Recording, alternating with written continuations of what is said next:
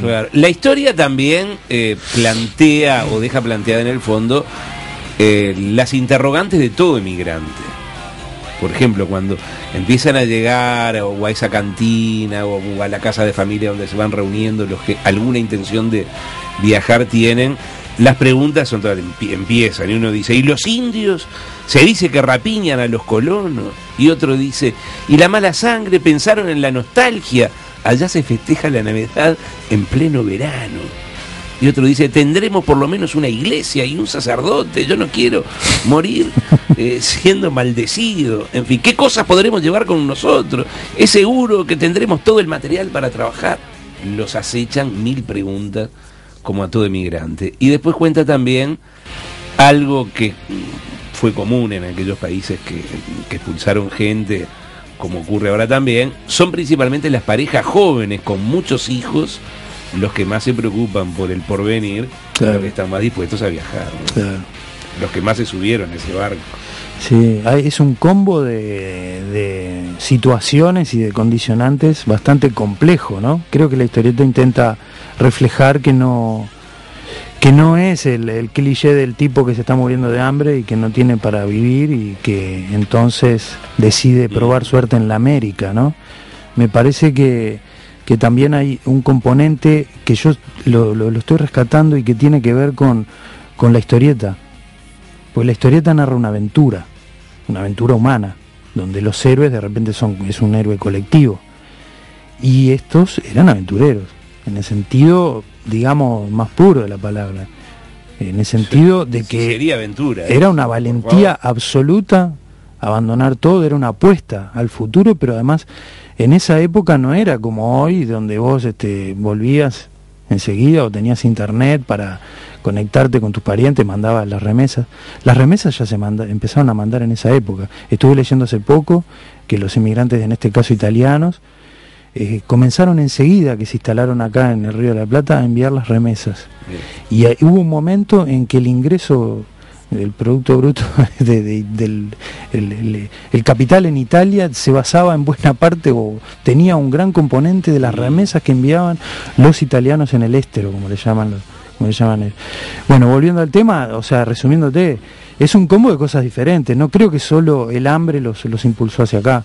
También pienso yo que un cálculo, o sea, capaz que me sirve más para hacer un futuro acá en esta situación donde veo que no tenemos terreno, no tenemos lugar. Claro, se viene un progreso, porque en ese momento se venía el progreso, se viene el ferrocarril, claro. no va a poder. Exactamente. Y de hecho, años después, que no está contado acá, se instala el túnel del Frejus. El túnel del Frejus hoy en día es el lugar de paso.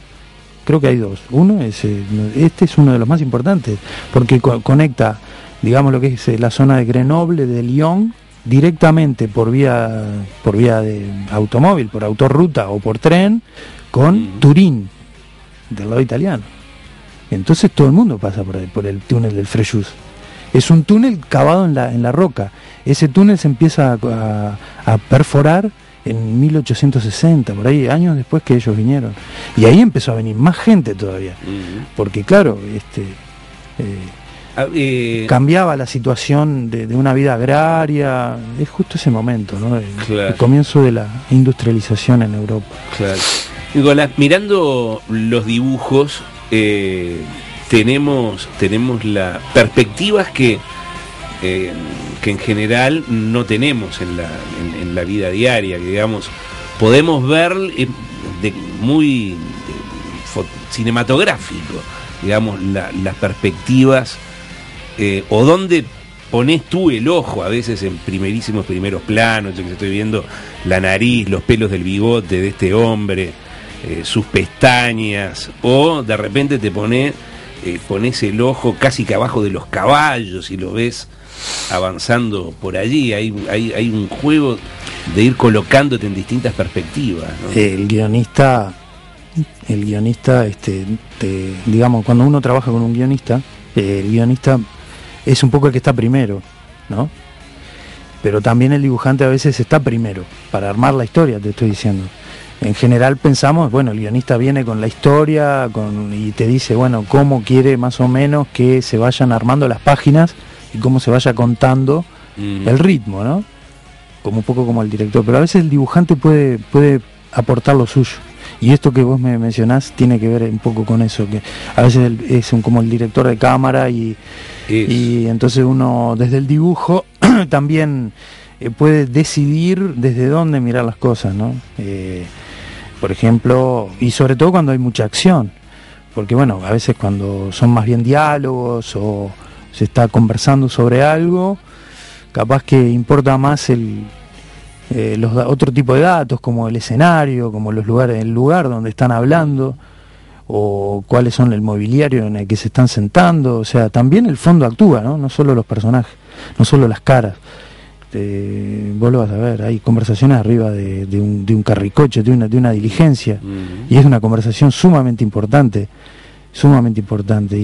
y de repente uno le dice al otro, y bueno, ¿qué vamos a tener que llevar? Y empiezan a hacer la lista, y hay un cuadro en el cual yo salgo de adentro del carricoche o de la diligencia y te muestro la montaña por donde va esa, porque en ese momento están contando las cosas que se van a tener que llevar a otro lado, porque dicen que bueno, que allá no hace tanto frío, y vos ves la montaña y entonces claramente podés sentir la diferencia, porque es un paisaje totalmente diferente. Botas sin clavos podés llevar.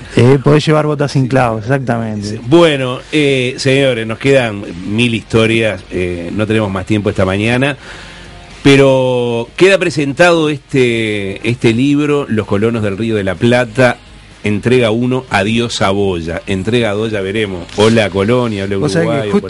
Justo estaba yo pensando en preguntarle cómo es que iban a nombrarlo, ¿no? Porque en qué va a hacer énfasis, es una intriga también. Ya estamos trabajando, estuvimos acá, él me visitó, él viene enseguido, hemos hecho muchos encuentros de primos y eso ha hecho que también estuviéramos muy en contacto. Y bueno, por supuesto que él es una persona conocedora también de acá, de Colonia y en Rosario. Yo no te dije, pero la ciudad a la que ellos llegan y se instalan es Rosario, en Colonia, Rosario del Colla. Es allí que se instalan, en las zonas de chacra circundante, donde, digamos, primero se instalan estas primeras familias. Y después es en Colonia Cosmopolita, que se crea mucho después, donde también ahí va a haber una mezcla, porque va a haber piamonteses, va a haber...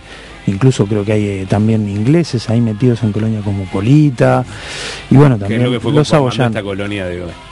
Bueno, señores, despido al historietista Nicolás Rodríguez Juele, que fue quien hizo esta historieta, junto al guionista Loren Suifel, Los colonos del Río de la Plata. Gracias, Nicolás. Muchísimas gracias a vos. Hasta mañana. Muchas gracias.